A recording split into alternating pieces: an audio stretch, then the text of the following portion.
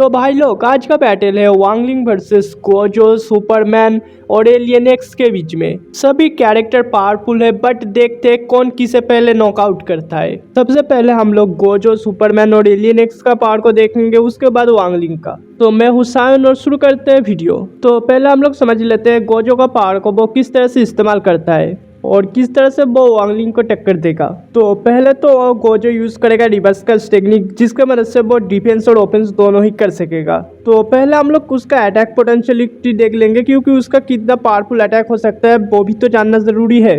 तो Gojo red, blue और purple का यूज करता है, ये तो हम लोग सभी जानते हैं। और वो ऐसा कैसे कर सकता है? उसका वजह है उसका 6 आइज। यहाँ पर 6 आइज का पावर ही है जिसकी वजह से गोजो दुनिया को एटॉमिक लेवल पर देख सकता है, और उसका 6 आइज के वजह से वो लिमिटलेस टेक्निक को एक्टिवेट कर पाता है, जिससे उसका रेड, ब्लू और पर्पल ज़्यादा पावरफुल बन जाता है।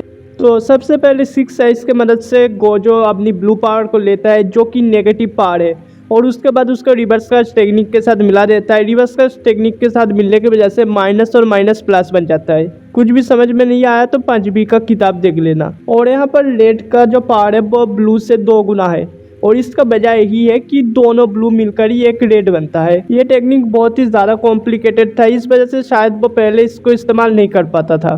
तो अब बात कर लेते हैं उसको पर्पल कैसे बनाता है। वो भी आसानी है, पहले रेड को लेता है, उसके बाद रिवर्स कर्स टेक्निक की मदद से उसे दुगना पावरफुल बना देता है और उससे बनता है पर्पल। ज़्यादा कॉम्प्लिकेट नहीं करूँगा, ये पावर सिर्फ दूसरों का पावर को ख़त्म कर देता है या सामने आने वाला कोई भी चीज़ को तबाह कर देता है। और ये सब छोड़कर उसके पास रीजेनरेशन की पावर है, और ये छोड़कर भी उसके पास ब्लैक फ्लैश है, लिमिटलेस है, और फिजिकली भी बहुत ही ज़्यादा स्ट्रॉन्ग है वो। और उसका स्पीड इतना ज़्यादा था कि इसके वजह से ही सुकुना को वो 3 बार से समान करने के लिए मजबूर कर पाया था। और गोजो का लास्ट पावर जो है डोमेन एक्सपेंशन, और उसका डोमेन एक्सपेंशन की नाम है अनलिमिटेड वॉइड। जिस तरह से तुम्हारे दिमाग में मैथ और साइंस नहीं घुसता, वैसे ही गोजो सिर्फ आमने सामने वाले कैरेक्टर के दिमाग में इतना सारा कचरा घुसा देता है कि वो बाहर ही नहीं निकल सकता, और इस तरह से वो हिल डुल नहीं सकता। मुझे भी मैथ देखकर बचपन में ऐसे ही दौड़े लग जाते थे। सुकुना ने इसे भी संभाल लिया और उसके बाद गोजो का किटकैट बना दिया। अब गोजो को छोड़ो, हम लोग बात करते हैं सुपरमैन के बारे में। अगर हम लोग सुपरमैन को देखें, वो सुपर स्मार्ट और सुपर पावरफुल कैरेक्टर है। तो सुपरमैन सिंबल है होप और डिजायर का। वो पूरा जस्टिस लीग को एक ही बार में ख़त्म करने की पावर रखता है। उसने मूवी के अंदर फ्लैश को भी बहुत ही अच्छा टक्कर दिया था स्पीड में। सुपरमैन न्यूक्लियर बॉम्ब को भी सरवाइव कर चुका है। तो अब बात कर लेते हैं सुपरमैन का कुछ एबिलिटीज के बारे में। सुपरमैन के पास हीट विजन है, एक्सरे पावर है, फ्रीज ब्रीथ है, एनर्जी प्रोजेक्शन है, मेमोरी मैनिपुलेशन है, फोर्स स्पिरिट के पावर है, उसके पास स्पेस टाइम मैनिपुलेशन का पावर है, डायमेंशन ट्रेवल का पावर है, रेडिएशन मैनिपुलेशन का पावर है, इंफॉर्मेशन एनालिसिस का पावर है। और अगर हम लोग यहाँ पर कॉमिक्स अगर इसका फीट के बारे में बात करें तो वो कभी खत्म ही नहीं होगा, तो इस बारे में बात करने का कोई मतलब भी नहीं बनता। पर यहाँ पर हम लोग सुपरमैन को नहीं लेने वाले हैं सुपरमैन 1 मिलियन को। सुपरमैन 1 मिलियन जो एक मल्टीवर्सल लेवल कैरेक्टर है, ये सन के अंदर बहुत ही ज़्यादा साल तक रहता है। उसके बाद इसका जो पावर लेवल है वो बहुत ही ज़्यादा बढ़ जाता है। सुपरमैन का कमजोरी था मैजिक, पर सुपरमैन 1 मिलियन के लिए कुछ भी नहीं है। यहाँ पर जो सुपरमैन 1 मिलियन है वो एक इमोर्टल कैरेक्टर है। सुपरमैन 1 मिलियन इतना ज़्यादा पावरफुल है कि वो एक पॉकेट डायमेंशन क्रिएट करने की पावर रखता है, उसके साथ टाइम और स्पेस को भी डिस्ट्रक्शन करने की पावर रखता है। और पहले ही बता चुका हूँ कि वो एक इमोर्टल कैरेक्टर है और मल्टीवर्सल लेवल प्लस का है। और अब बात करते हैं एलियन एक्स का पावर के बारे में। एलियन एक्स जो एक ऐसा कैरेक्टर जो अपनी फर्स्ट लुक पे रियलिटी रैपिंग करके दिखा दिया था। एलियन एक्स जिसने अपना पूरा यूनिवर्स को रिक्रिएट कर दिया था। एलियन एक्स एक ऐसा कैरेक्टर है जो रियलिटी, टाइम लाइन, डायमेंशन इस चीज़ों के साथ खिलवाड़ करता है। वैसे भी ओमनिट्रिक्स जब भी किसी कैरेक्टर का डीएनए लेता है तभी बेन को जो कैरेक्टर में वो बदलता है वो ज़्यादा फाइनेस्ट क्रिएशन होता है जो रियलिटी में एग्जिस्ट करता है। मतलब बेन 10 के अंदर जो दूसरे सेलेस्टियल सेपियंस है वो एलियन एक्स जितने इतना ज़्यादा पावरफुल नहीं है। और वैसे भी सेरिना और बेलिकाज ने खुद ही कहा था कि वो मल्टीवर्सेस के अंदर सबसे ज़्यादा पावरफुल पर्सन है। एलियन एक्स एक बार कुछ सोच लेता है तो वो करके ही दिखाता है। मतलब जब वो यूनिवर्स को क्रिएट किया था, वो अगर यूनिवर्स ना होकर मल्टीवर्स होता तब भी वो क्रिएट कर देता। पर स्टोरी में ट्विस्ट तो यहाँ पर ही है क्योंकि एलियन एक्स एक ओमनीपोटेंट नहीं, ना ही ओमनीपोटेंट कैरेक्टर है, उसके साथ ना ही इमोर्टल कैरेक्टर है, और सीधी तौर पर बताया जाए उसे हार्म भी किया जा सकता है। पर अगर उसे हार्म करना भी है तब भी सेलेस्टियल छोड़कर और कोई भी उसे हार्म नहीं कर सकता। मतलब किसी के अंदर इतना पावर नहीं है जो एलियन एक्स को हार्म कर सके, और ऐसा कोई बीइंग नहीं है बेन 10 के अंदर जो सेलेस्टियल्स को क्रिएट किया है। मतलब इससे हम लोग बोल सकते हैं कि बेन 10 के अंदर कोई ओमनीपोटेंट बीइंग नहीं है। और अगर हम लोग एलियन एक्स का कुछ पावर और एबिलिटीज के बारे में बात करें तो एलियन एक्स एक ना ही ओमनीसिएंट ना ही ओमनीप्रेजेंट बीइंग है।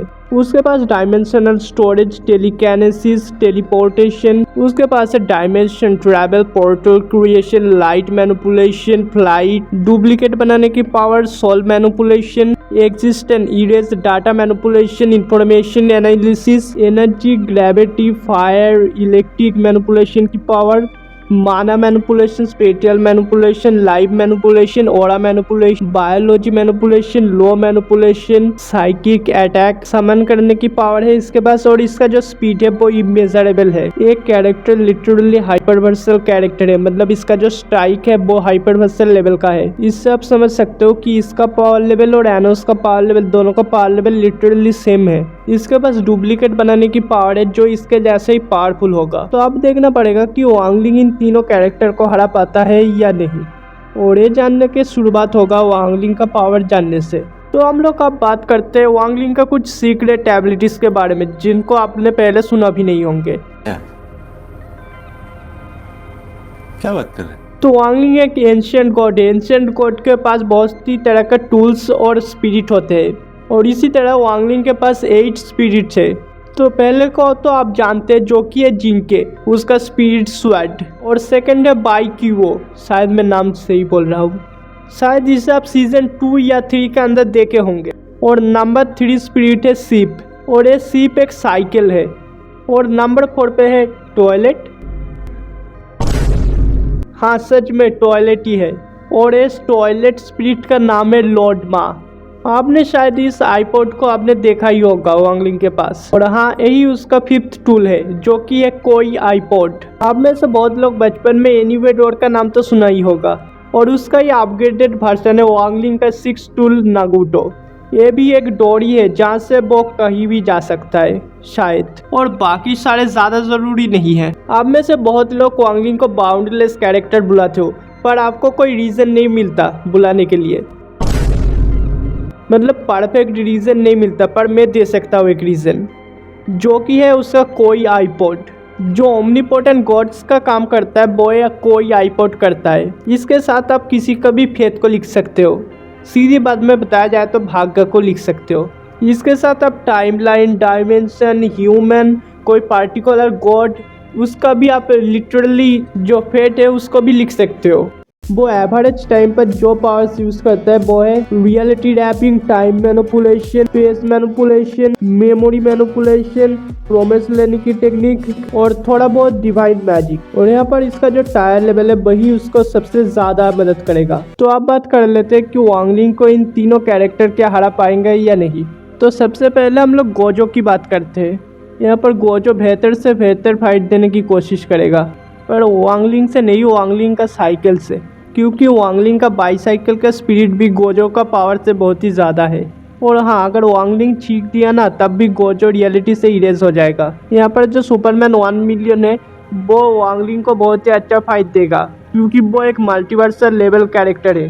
पर अगर देखा जाए तो दोनों का टायर लेवल में बहुत ही ज़्यादा डिपेंडेंट होने की वजह से एटलस सुपरमैन 1 मिलियन प्राइम हार जाएगा। और हाँ, अगर हम लोग यहाँ पर एलियन एक्स की बात करें तब तो एलियन एक्स एक हाइपरवर्सल कैरेक्टर है, तो वो वांगलिंग को बहुत ही अच्छा टक्कर देगा। मतलब बिना एफर्ट के वांगलिंग वहाँ पर जीत ही नहीं सकता, पर यहाँ पर वांगलिंग जीतेगा क्योंकि वो एक आउटरवर्सल लेवल का कैरेक्टर है और उसके साथ वो इमोर्टल है। बट जब तीनों कैरेक्टर एक साथ फाइट करने आएगा तब वांगलिंग का क्या होगा। यहाँ पर एक हाइपरवर्सल लेवल का कैरेक्टर है, दूसरा मल्टीवर्सल लेवल का कैरेक्टर है, और तीसरा स्ट्रीट लेवल का कैरेक्टर है शायद। और हाँ, यहाँ पर अगर तीनों कैरेक्टर एक साथ आता है तब तो थोड़ा बहुत फाइट तो होगा, पर वांगलिंग शायद जीत जाएगा, क्योंकि यहाँ पर वांगलिंग एक नियरली ओमनीपोटेंट कैरेक्टर है वांगलिंग वर्सेस सायतामा, ब्लैक गोकू और एनोस हो जाए तो कौन जीतेगा? जानने के लिए स्क्रीन पर आने वाले वीडियो को क्लिक कर दो।